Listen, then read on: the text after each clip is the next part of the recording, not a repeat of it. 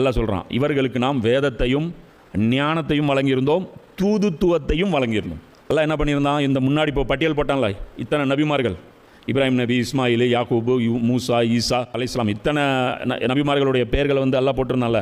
இவங்களுக்கு என்னென்ன கொடுத்தான்? 3 விஷயம் கொடுத்தான். ஒன்று கிதாப், ரெண்டாவது ஹிக்மத். என்ன அது ஹிக்மத்? கிதாபை எப்படி செயல்படுத்துவது, அந்த அறிவு, விஸ்டம், நாலேஜ், அது கொடுத்துருந்தான். மூணாவது என்ன? தூதுத்துவம். தூதுத்துவம் என்ன? இதை ரெண்டையும் வச்சுக்கிட்டு நீங்களே உட்காந்துக்கூடாது, அது மக்கள் மத்தியில் போய் பரப்பணும். இந்த கிதாபும் ஹிக்மத்தும் ஒழித்து வைக்கப்பட வேண்டிய விஷயம் கிடையாது, பரப்ப வேண்டிய விஷயம். இதுதான் தூதுத்துவம். உங்கள் லைஃப்பில் நீங்கள் உங்களுடைய வேலையில் சும்மா உட்காரக்கூடாது, இந்த வேலையில் நீங்கள் செயல்படணும். அப்படி சரி, ஓகே. தூதுத்துவம் அல்லாஹ் கொடுத்தான். யார் யாருக்கு கொடுத்தான்? இந்த முன்னாடி பட்டியல் போட்ட நபிமார்கள் கொடுத்தான். அதுக்கப்புறம் அல்லாஹ்வுடைய தூதர் நபி ஸல்லல்லாஹு அலைஹி வஸல்லம் அவங்களுக்கு கொடுத்தான். அதோட தூதுத்துவம் என்ன ஆயிடுச்சு? முடிஞ்சிருச்சு. சரியா? அப்போ குரானை மூடி வச்சுட்டு எந்திரிச்சு போயிடலாமா? முடியல. எங்கே முடிஞ்சது? ரசூலா என்ன சொன்னாங்க? நான் எதை கொண்டு வந்தேனோ அது உங்களுக்கு சொல்லிட்டேனாங்க. ஹஜ்ஜத்துல் விதால சொல்லிட்டீங்க அல்லாஹ்வுடைய தூதரே, அது எங்களுக்கு நீங்கள் நலம் நாடி விட்டீர்கள், அதன் உரிமையை நீங்கள் செய்து விட்டீர்கள் அப்படின்னு ரசூலா சொன்னாங்க. ஒத்துட்டீங்களா? ஓகே. இப்போ என்ன பண்ணுறீங்க?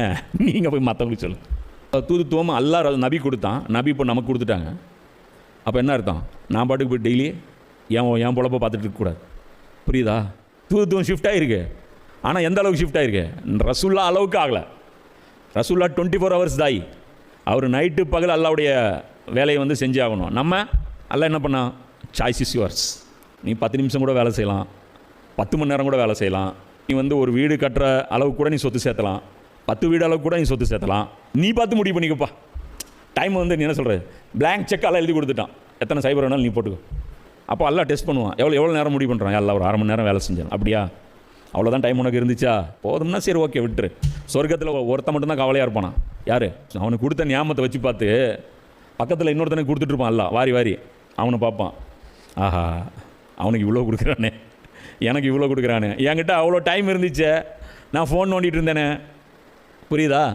ஐயோ, நான் வேறு பக்கம் டைம் பாஸ் பண்ணேனே, என்னுடைய நேரத்தை வேறு இதுக்காக ஒதுக்குனேனே, லீவு கிடச்சதுன்னா டூர் போனேனே, என்ன இப்படிலாம் நான் வீணாக போயிருந்தேன். இது பண்ணியிருக்கலாம், பயான் ஏதாவது செஞ்சுருக்கலாமே. அந்த அன்றைக்கி ஒரு பயான் வச்சு பொம்பளைங்க கேட்குண்ணா, டெய்லி வேலை செய்கிறோம், இந்த குடும்பத்துக்கு மாடாக உழைஞ்சி அப்படி கொஞ்சம் தேஞ்ச மாதிரி அந்த பொம்பளையும் தெரியல. ஒன்றும் இல்லை, வேலை செய்யலாம்ல. எங்கள் தீனுடைய வேலை நடக்குது, அவங்களுக்கு சாப்பாடு கொடுக்கணும். மனுஷன் தானே வந்து உட்காந்துருக்கான் தீனுடைய பேச்சு கேட்குறதுக்கு. வயிறு இல்லையா அவனுக்கு? மலக்கா வந்து உட்காந்துட்டு இருக்காங்க தேவையற்றவர்கள் அப்படின்ட்டு. வர மனுஷன் தான், அவனுக்கு சாப்பாடு கொடுக்கணும், அவனுக்கு டீ கொடுக்கணும், அவனுக்கு நேரத்துக்கு தண்ணி கொடுக்கணும், அவனுக்கு காற்று வசதி பண்ணி கொடுக்கணும், அவனுக்கு வெளிச்சம் பண்ணி கொடுக்கணும், அவன் பாத்ரூம் டாய்லெட் ஃபெசிலிட்டி பண்ணி கொடுக்கணும். உட்காந்து தாவா செய்கிறது சும்மாவா? எல்லாத்துக்கும் தான் செலவாகும். அதனால தான் இப்போ ஃபண்டு கேட்குறோம். எதுக்கு கேட்குறோம்? தாவா பரவலாகும் போது தான் அதெல்லாம் தேவைப்படும். ஒவ்வொன்றையும் லிஸ்ட்டு போட்டுட்டு இருக்க முடியாது. நாங்கள் இதை பண்ணோம், நாங்கள் அதை பண்ணுறோம், நாங்கள் இதை பண்ணுறோன்ட்டு.